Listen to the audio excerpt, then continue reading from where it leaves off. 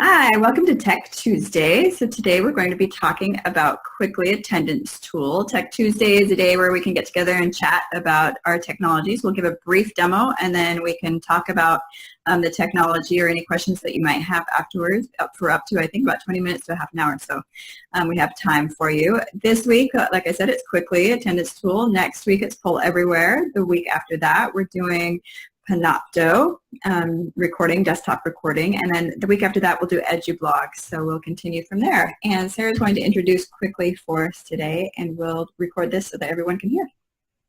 Fantastic. Thank you, Kim. And I'm actually going to be sharing my screen, so that way you could get an idea of how to use Qwickly. Now, the reason why we migrated over to Qwickly Attendance is because it's integrated with your grade center. So not only can you have a digital copy of your attendance, but it can also count towards a grade in the grade center. So you'll just go into any of your courses for this semester, and we have to first initially set up your settings. To do so, you're going to click on Tools and scroll midway through. And just so you know, tools are in alphabetical order, so you'll find this in the Q section, Qwickly Attendance, and you're going to click on the name. So this initial setup is just a one-time setup, and you do have to do it for each course. So it won't be integrated with any other courses unless it's a merged course. So click on Begin Setup. These are going to be your default settings for taking attendance. I recommend doing List View because it will display all of your students at the same exact time. Preference. If you wanted to show the absence at the beginning when you're taking attendance, you can reflect this. Unavailable or disabled students, I would just ignore that because, again, you want to just take attendance with the students that are enrolled in your course. And then you can round to the nearest whole number. And I'll get into that in just a moment. So when I was talking about the Grade Center integration, you can choose to have a column in your Grade Center or not. You can choose to have an overall point value or per session. So per session, we'll create columns for each session versus total points.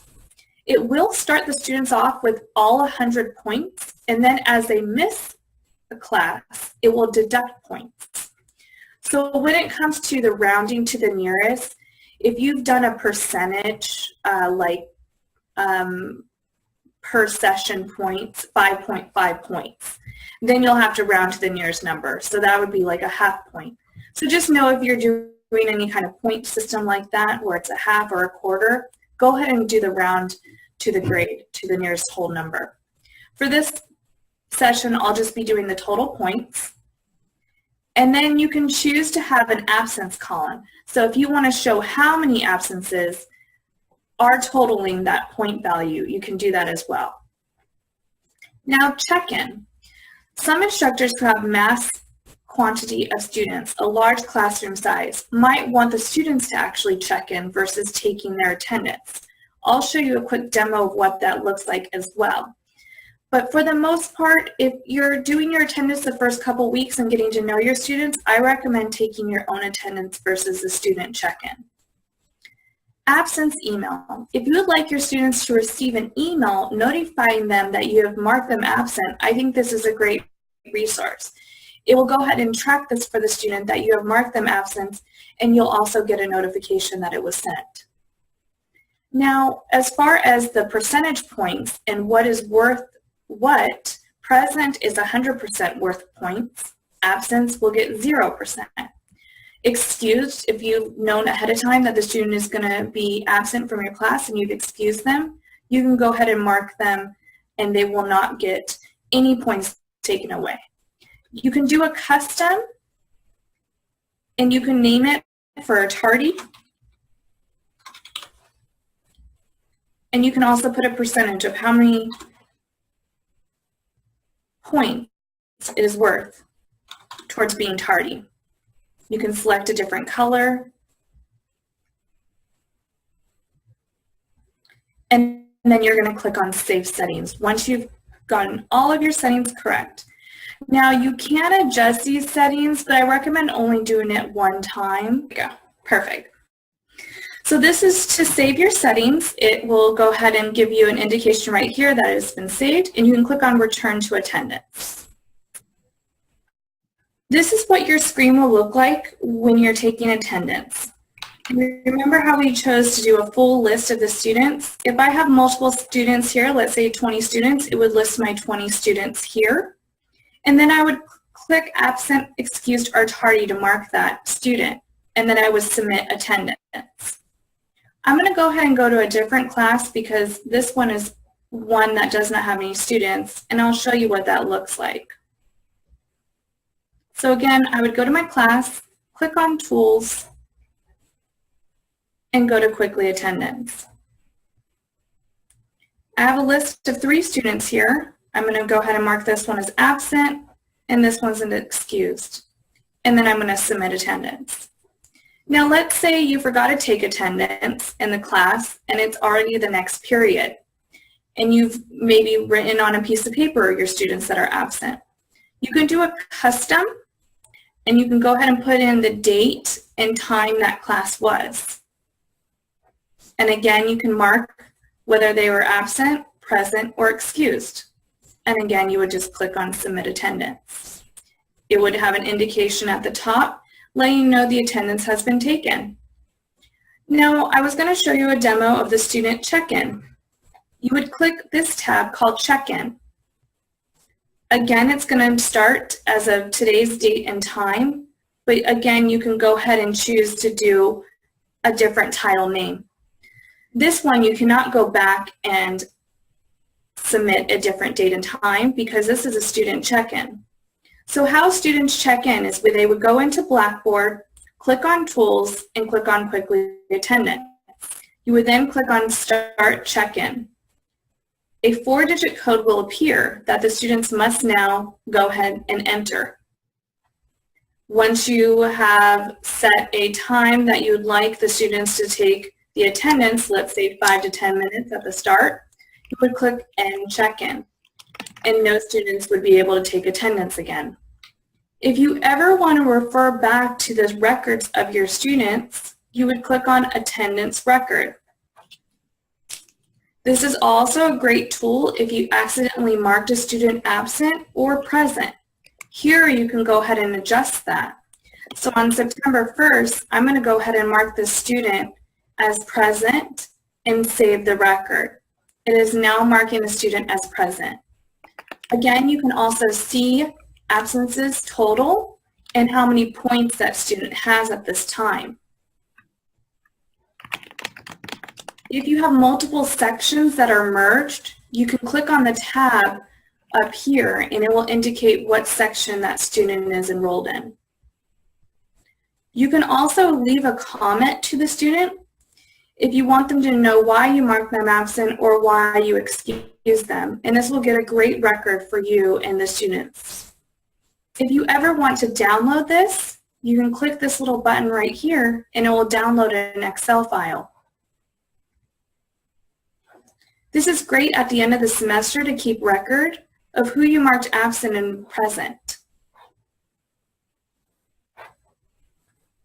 To get back to the attendance, you would always just click on Take Attendance. And here again, you can write a comment as well. So there are several ways of communicating to the students of their absence and present. If you go to your full grade center, you will see the column marked attendance right here. If you did want to override the grade, you can do so by double-clicking in the cell and adjusting the points. But again, this is already linked with your attendance through Qwickly, so you do not have to do this unless you want to manually override. Kim, do you have any questions regarding to Qwickly? I do, actually. I put them in the chat. So the first one I had is the code the same for all students? So when they go into their Qwickly tools, do they get the same code, so everyone in the class is on the same code, or is it different for each student? It is the same code for each student. Got it. Perfect. Yes, so they each have to log in, though, to their Blackboard course and enter that code individually. I see. Okay. All right.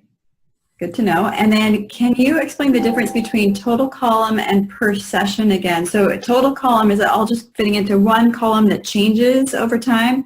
Correct. Or, so that's the way it goes?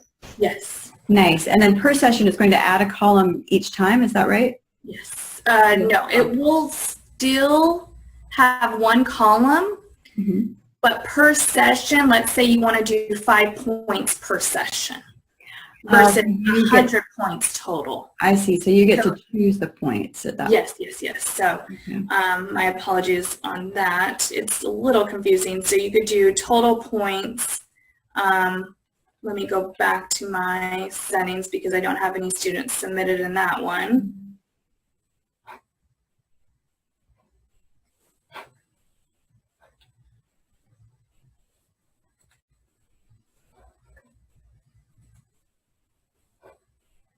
So per session. So if I want per session just 1 point, but it'll still have just one column. All right. And then, okay, I have another question that I did not put in the chat. So can we change the column then if we've decided that there's a category called participation or whatever, we can put that in our weighted grade, correct? Yes. So with this column for attendance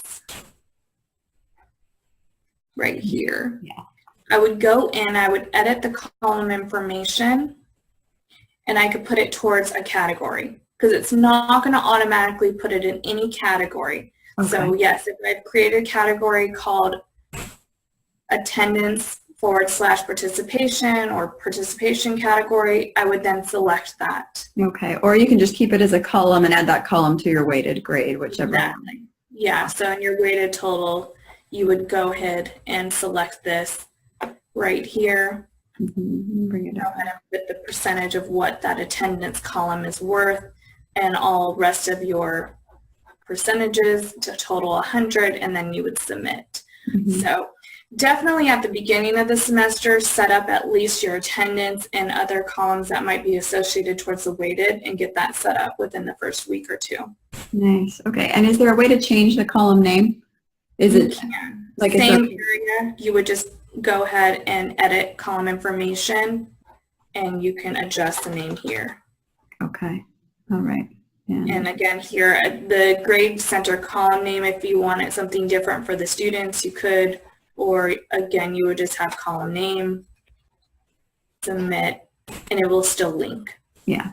Perfect. All right. So you don't have to change it in Qwickly itself. You can change it within the grade. Yeah, there's not a way in Qwickly to change it. It will just automatically make one called attendance. Okay, that's fine. Yeah, that works. Actually, I'm going to set mine up. I haven't set mine up yet, so that's fantastic. Yeah, it's such a great tool, and you know, so many faculty were asking for attendance to be, you know, synchronized with the grade center. So I think this is a great way to do it, and you know, you can always download it, like I said, in reference. You don't have to go here and create brand new columns for each day.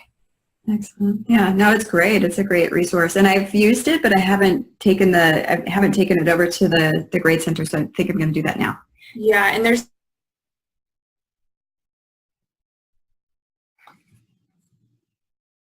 it's listed in there, so that was a great thing. We don't have to sync any of the roster. It's automatically going to be done for you. Perfect. Great. Excellent. Fantastic. So definitely, you know, join us each Tuesday at noon. We're going to have these also recorded and shared out for you. So definitely also follow our Twitter and Facebook account. We'll include hopefully maybe in the file information. Can we do an overlay of some of our accounts, Kim? Can we put any kind of links in the video? We could probably, as soon as we get it loaded to Panopto, we'll start sharing it in a way with links and things, because those are ways to share it and get people to even download it and things. So there are ways that we can be very open access with this. Yeah. Okay. Perfect. Yeah, thank you, Sarah. Yeah, you did a great job. That was very helpful for me, and so hopefully other people will be able to watch this and get some feedback on how they're using it. Great. Okay. Thank you.